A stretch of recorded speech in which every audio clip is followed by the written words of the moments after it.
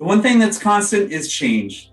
Hello, everyone. My name is Eric ROARK, CEO of ROARK, and I'm here to talk about the trends in accounting and finance for 2022. So, top trends in accounting and finance. First of all, I think we can't go into 2022 without recognizing that in 2021, we had some major stimulus and things that were caused by COVID-19.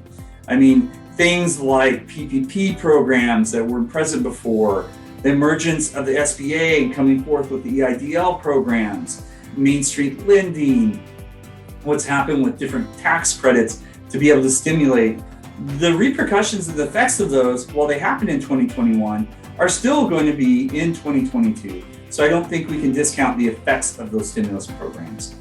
Now, we've looked at a lot of automation from all the way from the spreadsheet to the ERP system. Now we got to look at the next generations of automation and what we do. So next is going to be machine learning and robotic process automation.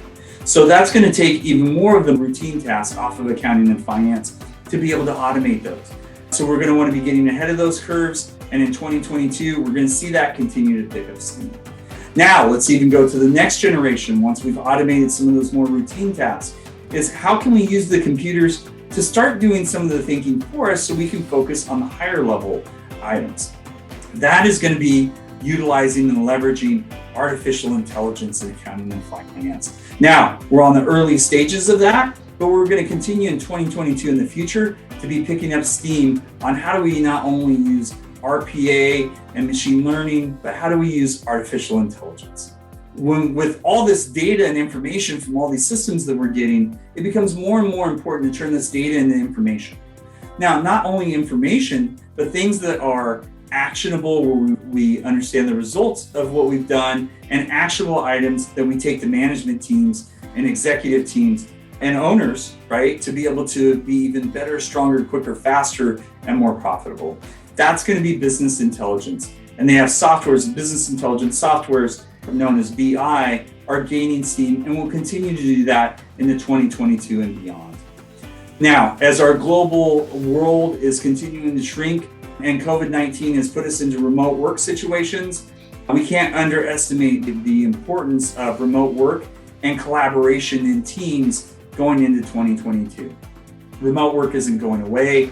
There's different thoughts on, are we going to be completely remote? Are we going to go to hybrid? Those are all different things we could talk about in another video. But being able to work remotely and being able to collaborate is something that isn't going to go away, and we need to get better at. And as we face more and more challenges with upticks in business and movement around and the requirements of new accounting, don't discount the steam that has taken place with outsourced accounting. We now know that you don't have to be in an accounting department to be able to be an effective member or group member of accounting or finance. So more and more companies we see are outsourcing potentially even their accounting department, but the expertise and the resources that they need. So expertise on one-time things that happen and resources in seasonal fluctuations as well. So hot topics as we look at accounting and finance. Forever, Prime and LIBOR were bases that were used in lending agreements. Now LIBOR is going away and it's being replaced by the secured overnight financing rate. Say that 10 times quick. If you can't, then we'll just call it SOFR for short. On June 30th, 2003, that will be in place. We've already started phasing that out in 2021, so expect that phase to continue. And you're going to want to look at your lending agreements to see how that impacts your business. Automating ASC 606. Everybody should have 606 or the new revenue recognition standards in place for 2020. But now what we're going to do is take the lessons that we've learn to automate it and be able to apply it better and better. So that's when you make a change and then now you learn from it to make it better.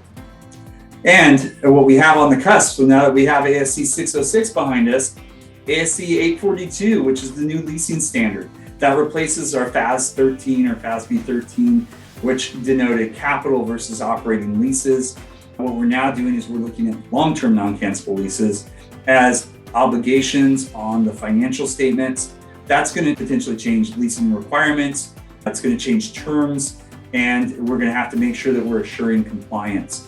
You may want to look at, depending on your industry's softwares, to be able to help support those initiatives. kind of like what we have with stock options and other new accounting systems that have come into place for accounting requirements. So I know that's quite a bit where we've talked about the trends, whether it be changes in technology, changes in the way we do business, or changes in accounting and finance. So those are the top trends that we see for 2022. If you enjoyed today's video, please hit the like button down below.